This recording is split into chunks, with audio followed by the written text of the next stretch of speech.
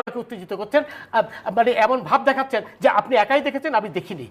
এবং পুরো বাংলাদেশ দেখেছে না, পুরো বাংলাদেশ দেখেছে, বাংলাদেশ আর এখানে আসেনি, তাই তো?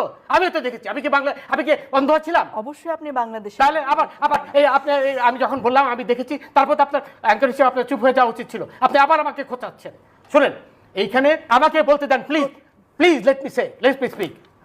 আমাকে বলতে দেন আপনি। কালকে চিটাগাংয়ে 12 জনকে ছাদের থেকে ফেলে দিয়েছে এই শিবিরের লোকরা। সেটা আপনার কোনো খবরে আসেনি, আপনি সেই কথাটা তুললেনও না। আপনি সেই একজনের কথা যারা প্রাণ দিয়েছে আপনি কি বলেছেন এই কথা? কালকে 12 জনকে ছাদের থেকে ফেলে দিয়েছে শিবিররা? আপনি সেটা বলেননি তো, বলবেন না। আপনি তো আমাকে কিছু বলার সুযোগই দিচ্ছেন না। আপনি তো শুরুই করেছেন এইভাবে যে আপনি পরিষ্কারভাবে প্রমাণ করেছেন আপনি তাদেরই লোক। আমি আবার রিপিট করছি, I have no hesitation in saying that.